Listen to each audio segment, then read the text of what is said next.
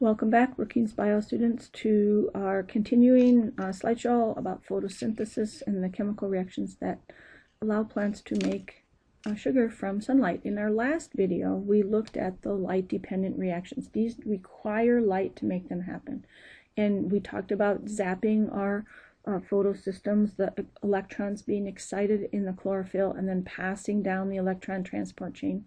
As that's happening, we're pumping hydrogens. Some of those transporters are proton pumps. We're pumping hydrogen ions into our thylakoid space. And as the electrons move down the line now, they're going to be captured by an electron carrier called NADP+ to become a charged up version, NADPH. We're replacing our electrons with electrons from splitting water molecules, and that's another way that hydrogen ions end up in our thylakoid space. The oxygen that comes off of the water splitting is released to the atmosphere. Plants give off oxygen as part of the photosynthesis reaction. And then that buildup of hydrogen ions in our thylakoid space is going to provide the power to move through ATP synthase and make our energy molecule, charge up our ATP. We still haven't made any sugar yet, and that's where the next part of the reactions come from.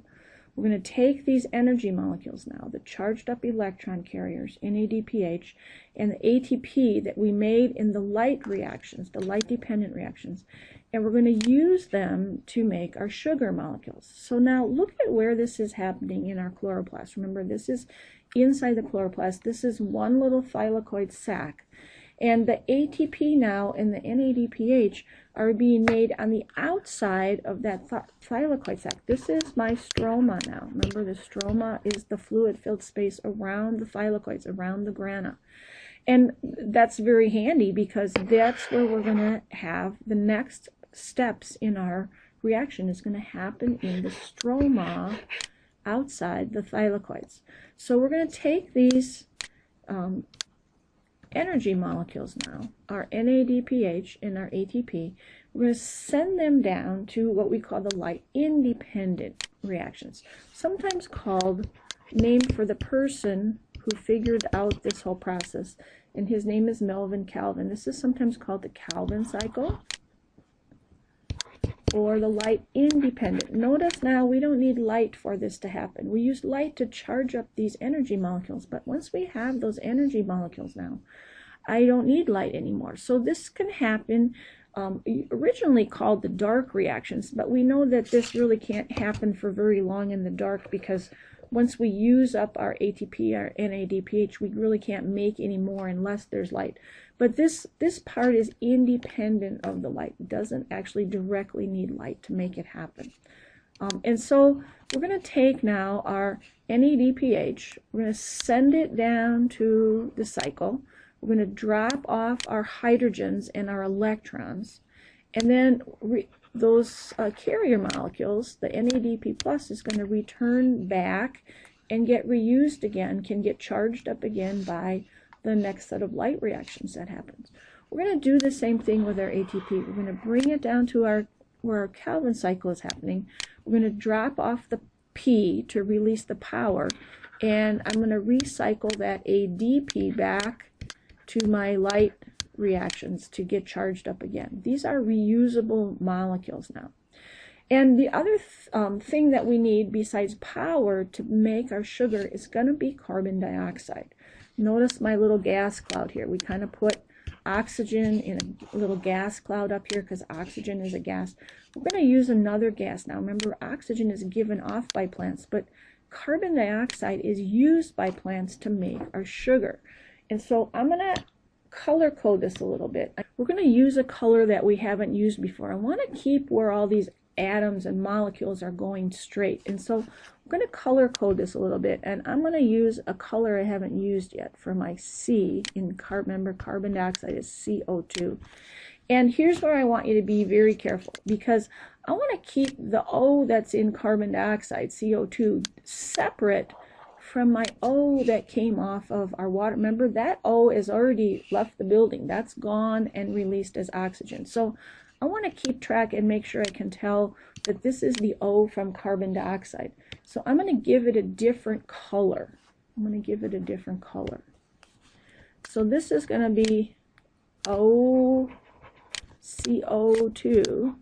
That's our gas coming in. It's taken in through the leaves. They have openings in the leaves to take in those gases and release the oxygen, take in carbon dioxide. And my CO2 now, my carbon dioxide, is going to provide the carbon and the oxygen to make glucose. Remember, the ultimate thing we want to make is glucose. C6H12O6. And so the carbon to make glucose is coming from my carbon dioxide. The oxygen to make glucose is also going to come from my carbon dioxide. And where do you think I'm going to get the H's from? Remember, we're donating H's here from our NADPH. These are molecules now. These are all different kinds of molecules that are going to be part of this cycle. And we're going to kind of do a little hocus pocus. We don't actually have to memorize all these little intermediate molecules that are part of the cycle.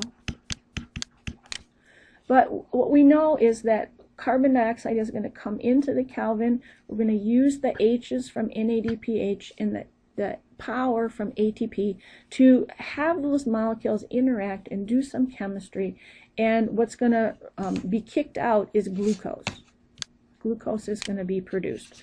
And those molecules just keep cycling over, receiving the next CO2s, doing the reaction, kicking out the glucose, and the cycle, that's why it's called a cycle. So we're going to build a glucose here at the bottom. And remember, glucose is C6H12O6. The C is going to come from carbon dioxide. So I'm going to keep my carbon dioxide color, C for carbon, C6. My H is going to come from, remember, the H is coming from these NADPHs that are donating hydrogens. So my H, I'm going to keep my hydrogen color here, C6H12. And then the O now, to make the sugar, the O, C6H12O6, remember carbs have a 1 to 2 to 1 ratio. My oxygen that's going to end up in my glucose is coming from this oxygen that's in the CO2. So I'm going to keep my oxygen color here, C6H12O6. Notice this oxygen now is coming from the carbon dioxide. It's not coming from the water molecule. Water molecule splitting, these oxygens have left the plant as oxygen gas.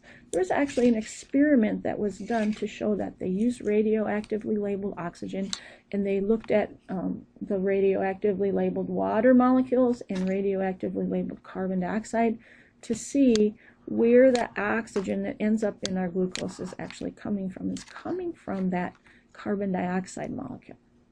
So what we have done overall now is our this is the synthesis part, photosynthesis. We use light, the photo part, to catch the light energy from the sun, charge up those energy carriers and electron carriers, my NADPH and my ATP, and then we use that power from those energy molecules in our light independent reactions, in our Calvin cycle, to make sugar.